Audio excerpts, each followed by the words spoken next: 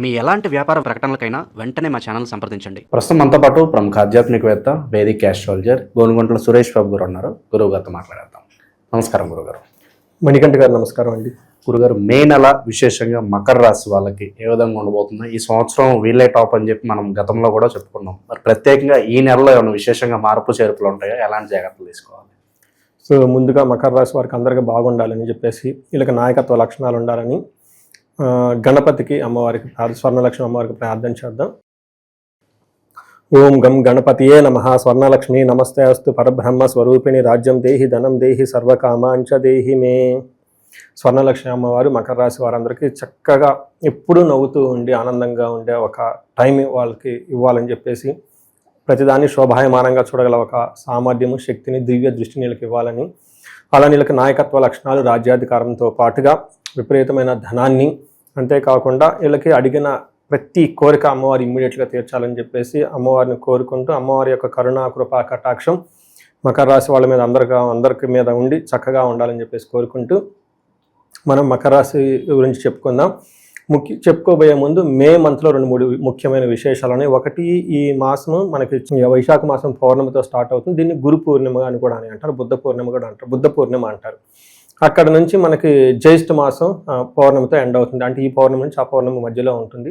మధ్యలో ఒకటి హనుమత్ జయంతి ఉంటుంది. కొన్ని ప్రాంతాల్లో హనుమత్ జయంతి సెలబ్రేట్ చేస్తూ ఉంటారు. అది కూడా మన గ్రంథాల్లో మెన్షన్ చేస్తుంది.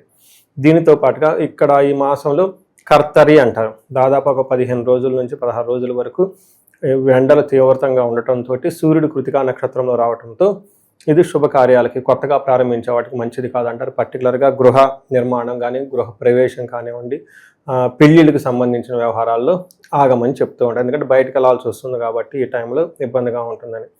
సో ఇవి అన్నీ మనం కన్సిడరేషన్లో తీసుకుంటే, ఈ మాసంలో ఇంకొక ముఖ్యమైన విషయం, 4 గ్రహాలు మారుతున్నాయి. ఈ 4 గ్రహాల యొక్క పరిస్థితి ఈ రాశి మీద ఎలా ఉందో చూద్దాం. ఒక ముక్కలో చెప్పాలంటే మకర రాశి వాళ్ళకి కొంచెం ఈ మంత్ స్లోగా ఉండాల్సిన మంత్ అని గమనించుకోవాలి. జనరల్గా మీరు చెప్పిన విధంగా మకర రాశి వారికి బాగుంది చాలా రోజుల నుంచి. అయితే ఈ వచ్చే మే మంత్ ఒక 15 to 25 బాగా పీక్లో ఇబ్బందులు ఉండే అవకాశం ఉంటుంది. చాలా గ్రహాలు మిక్స్డ్గా ఉన్నాయి, కొంచెం ఇబ్బందిగా ఉండే అవకాశం ఉంటుంది. అదేంటో మనకి డీటెయిల్స్ చూసే ముందు ఇందులో ఉన్న నక్షత్రాలు చూస్తే మనం ఉత్తరాషాఢ 2, 3, 4 పాదాలు, శ్రవణం 1, 2, 3, 4 పాదాలు, ధనిష్ట 1, 2 పాదాలు అంతా ఇందులో ఉంటారు. మనం పేరు బలం ప్రకారం చూసుకుంటే చాలా పాపులర్ అయిన పేర్లంతా మకర రాశిలో ఉంటారు. జో, జా, జీ, జూ, జే, జో, ఖా, గా, గి అన్న లెటర్స్ అంతా మకర రాశి కింద వస్తారు. ముందుగా చెప్పుకున్న విధంగా 11, 14, 15 తారీఖుల్లో గ్రహాలు ఎక్కువ మారుతూ ఉన్నాయి అన్నమాట. 4 గ్రహాలు. ఇందులో ఒక్కొక్క గ్రహాన్ని మనం పరిశీలించుకుంటే, సూర్యుడు అవమానాన్ని తీసుకొస్తూ ఉంటారు. విపరీతమైన దుఃఖము లేదంటే టెన్షన్ కలిగిస్తూ ఉంటారు. టూ మచ్ పిల్లలకు సంబంధించిన విషయంలో కొంచెం వర్రీ, టెన్షన్ అయ్యే అవకాశం ఉంటుంది. అయితే కుజుడు వీళ్ళకి 4వ స్థానంలో ఉండి బంధువులతో గొడవలు, లేదంటే ఎక్కడైనా మనస్పర్ధలు ఉంటే శత్రువులు వాళ్ళతో కలిసి కూర్చొని మాట్లాడుకుంటే చక్కగా బాగుంటుంది. బుధుడు ఉన్న పొజిషన్ నుంచి కొంచెం భార్య పిల్లలతోటి విభేదాలు, గొడవలు తీసుకొస్తూ ఉన్నారు. అయితే శుక్రుడు 6వ స్థానంలో ఉండటంతో ఇది కూడా గొడవలు వచ్చే అవకాశం ఉంటుంది. ఇంకొకరికి పంపించడం, డబ్బులు ఒకరికి ఇవ్వబోయి ఇంకొకరికి ఇవ్వటం, రాంగ్ కమిట్మెంట్ ఇవ్వటం, అలా సంథింగ్ అనేది జరుగుతూ ఉంటుంది. కాబట్టి కొంచెం ఏదన్నా బెట్టింగ్ లో ఇరుక్కుని డబ్బులు పోగొట్టుకునే అవకాశం కూడా ఉంది. ఖచ్చితంగా అవన్నీ అలాంటివి అది ఇంకా అలాంటివి 100 జరిగే అవకాశం ఉంది. జాగ్రత్తగా ఉండాలి. చూడండి, పోయేటప్పుడు ఎటు నుంచి పోతే మనకు ఐడియా లేదు, వచ్చేటప్పుడు ఎటు నుంచి వస్తే ఐడియా లేదు. అందుకని పోయే టైం వచ్చింది కాబట్టి పోగొట్టుకునే టైం, పోయే టైం అంటే మీనింగ్ వేరే ఉంటుంది. ఓకే, పోగొట్టుకునే టైం వచ్చినప్పుడు జాగ్రత్తగా కూడా ఉండి, తెలిసింది కాబట్టి పెద్ద పెద్ద ప్లాన్లు చేయకుండా, తెలవకపోతే అది వేరే విషయం, వాళ్ళు బ్లైండ్కి వెళ్ళిపోతారు. తెలిసింది కాబట్టి కొంచెం ఉదయాన్నే దండం పెట్టుకోవటం, పరిహారాలు చేసుకోవటం, అవి ఇవి చేసుకొని కొంచెం కాన్షియస్గా ఉంటే తీవ్రత చాలా వరకు తగ్గుతుంది. ఇన్ కేసు జరిగినా కానీ మనం టెన్షన్ అవ్వం. ఒక తెలిసింది కాబట్టి జరిగింది కదా అయిపోయింది అనుకుంటాం. అదే ప్రాబ్లం అసలు ఏమీ తెలవలేదు అనుకోండి, సడన్గా ఏదో చేసేస్తారా, అక్కడ ప్రాబ్లం అవుతుంది. వీళ్ళకి ప్రాపర్టీస్ వైజ్ కొనడానికి అనుకూలంగానే ఉంటుందంటారా ఈ మంత్ పర్టికులర్? ఏదన్నా ప్రాపర్టీస్ కొనొచ్చు అండి, ప్రాపర్టీస్ కొనొచ్చు, బంగారం కొనొచ్చు, ఏదైనా చేయొచ్చు. ఒకటే ఫ్యూచర్కి సంబంధించిన పెద్ద పెద్ద డెసిషన్ తీసుకోకుండా ఉంటే సరిపోతుంది. ఎవరితో పడితే వాళ్ళతో పరిచయాలు చేయటం, అనవసరంగా ఖర్చులు పెట్టడం, అవి తగ్గించుకోవాలి. బట్ ఒకరికి 2 సార్లు వేరే వాళ్ళని కన్సల్ట్ అయి తీసుకుంటే మంచిది. ప్రాపర్టీస్ కూడాను అనవసరంగా లిటిగేషన్ అవి బాగలేదు కదండి. కొంచెం ఆ లీగల్ ఒపీనియన్స్ అవి తీసుకొని కొంచెం ప్రికాషన్గా తీసుకుంటే బాగుంటుంది. బేసికల్గా చూసుకుంటే ఈ రాశి వాళ్ళకి భార్య పిల్లలతోటి గొడవలు, ఇంటికి సంబంధించిన వాళ్ళతో గొడవలు ఉండటము, విపరీతంగా ఖర్చులు రావటం ఎక్కువగా గమనిస్తూ ఉంటుంది. కాబట్టి జాగ్రత్తగా ఉండాలని చెప్పేసి మనం కోరుకుంటున్నాం. సూర్యుడు ఏమవుతుందంటే మిక్స్డ్ రిజల్ట్ ఇస్తారు. ఒక పక్క 5th హౌస్లో ఉండటంతో బుద్ధి చాంచల్యం ఆప్నోతి, మైండ్ అనేది చాలా ఫ్లక్చువేషన్గా ఉంటుంది, ఎక్కడ ఫోకస్ ఉండదు.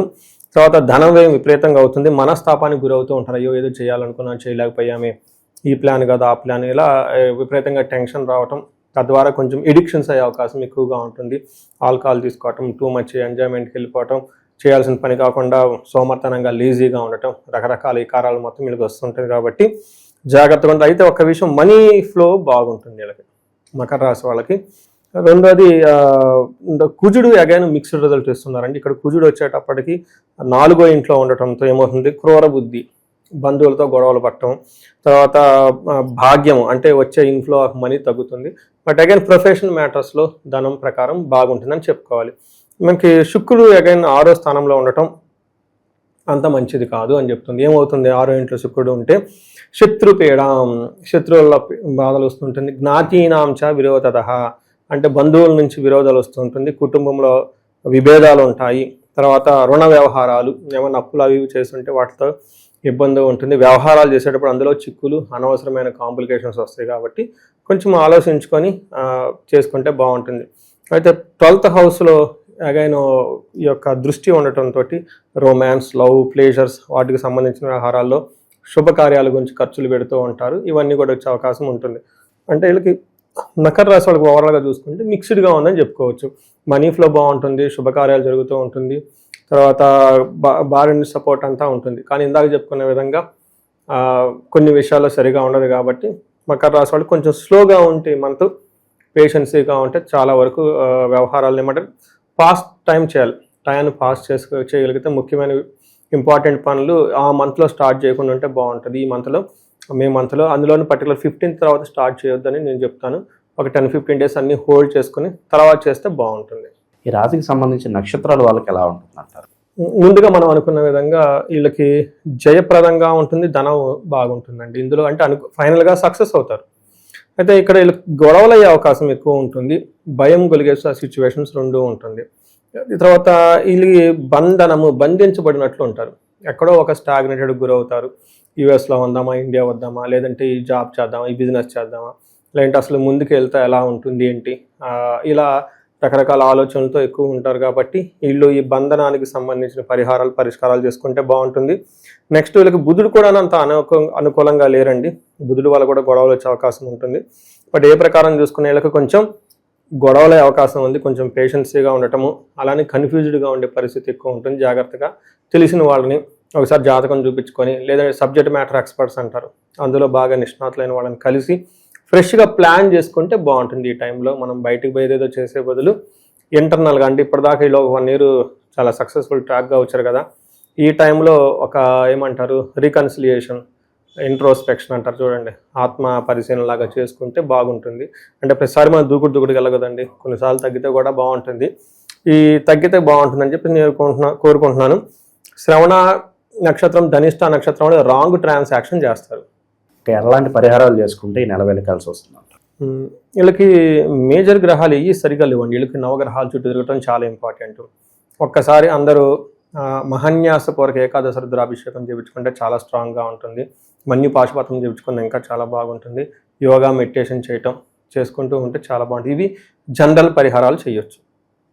అయితే కొంతమందికి ఒక రీసెర్చ్ లాగా చేస్తున్నాను, 35 to 45 ఏజ్ గ్రూప్ ఉండి సడన్గా ఇప్పుడు ఏలినాటి శని వాళ్ళకి అయిపోయిన తర్వాత ఒక బ్రేక్ త్రూ రావాలి, బాగా ముందుకు వెళ్ళాలి, కానీ అవ్వట్లేదండి, మేము ఇబ్బంది పడుతున్నాము అని అనుకున్న వాళ్ళ గురించి డిస్కషన్ చేస్తున్నప్పుడు కాల్స్ వస్తూ ఉన్నాయి.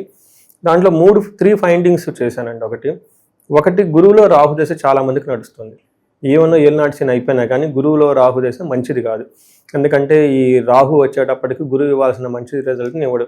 వాళ్ళ జన్మజాతకంలో బ్రహ్మశాపము, గురు శాపం అని ఉంటుంది ఈ కలయికతో. ఆ టైంలో వాళ్ళు జాబ్ మానటమా, లేదంటే అసలు జాబ్ వదిలేయటం లాంటివి చాలా చూస్తున్నాను నేను జాతకాలు. కొంతమందికి ఈ టైంలో కాలసర్ప దోషం యాక్టివేట్ అవుతుంది. ఎప్పుడైతే గురువు విత్ రాహు ఉన్నాడో, రాహు కాలసర్ప దోషాన్ని తీసుకుని వస్తూ ఉంటారు. నాకు వచ్చిన ఈ కాల్స్లో ఆ డేటాని చేస్తే తెలిసింది లాస్ట్ 3-4 months రిగరస్గా. తర్వాత ఇంకొక విషయం ఏంటంటే చాలామందికి ఏలినాడు శనికి శని మహాదశకి తేడా తెలవటం లేదు. అయ్యో మాకు శని అయిపోయింది, శని ఏలినాడు శని అయిపోయింది అంటున్నారు కదండి, బాగుండాలి కదా, మరి అందరు బాగా చెబుతున్నారు అని అనుకుంటున్నారు. కానీ వాళ్ళకి శని మహాదశ అంటే తెలవదు, రెండు కన్ఫ్యూజింగ్లో ఉన్నారు.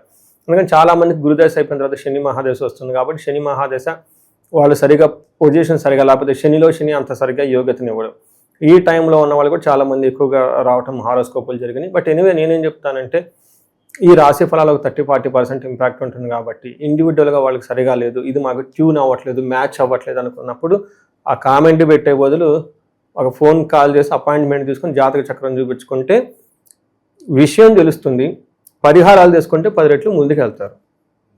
అది సింపుల్. అందుకనే మనం పుట్టిన వెంటనే ఫస్ట్ మీకు 10th class certificate, degree certificate ఎవరు ఫస్ట్ పుట్టిన అంటే జాతక చక్రం వేస్తారు. నాయన ఇందులో అన్ని రహస్యాలని ఇది తెలుసుకో, యూ ఫాలో దిస్ కోడ్ అని చెప్పేసి మన వాళ్ళు అది ఒక మూఢనమ్మకం తీసి పక్కన పెట్టారు. ఆ తర్వాత మనం రకరకాల ఇబ్బందులు పడుతూ ఉన్నాము. ద బ్యూటీ ఏంటంటే హారోస్కోప్ ఇస్ నథింగ్ బట్ మీరు ఈరోజు ఏ బట్టలు వేసుకుంటారు, ఎన్నిసార్లు ఊపిరి పీల్చుకుంటారు, మీరు పక్కన ఎవరు కూర్చుంటారు, ఎవ్రీథింగ్ ఇస్ రిటర్న్. అంత ప్రెసైజ్గా ఉంటుంది. అందులో మీ స్ట్రెంత్ ఏంటి, వీక్నెస్ ఏంటి, ఎందుకు ఆగిపోతారు అంటే మనం 3-4 తరాలు ఎనికి రాబోయే 3 తరాల వాళ్ళ గురించి అన్ని విషయాలు క్షుణ్ణంగా తెలుసుకోవచ్చు. ఈ జాబు ఇల్లు ఇదే కాదండి, there are many other things కూడా మనిషి ఇచ్చినందుకు ఇవి ధర్మార్థ కామ మోక్షాలు భాగంగా, మోక్షంలో భాగంగా ఈ పూజలు వ్రతాలు అవన్నీ చూపించుకుంటే హ్యాపీగా ఉంటారండి. ఓవరాల్గా ఈ రాశి వాళ్ళకి మే నెల ఎలా ఉండబోతుందో మంచి విశ్లేషణ అందించారు. ధన్యవాదాలు. ధన్యవాదాలండి.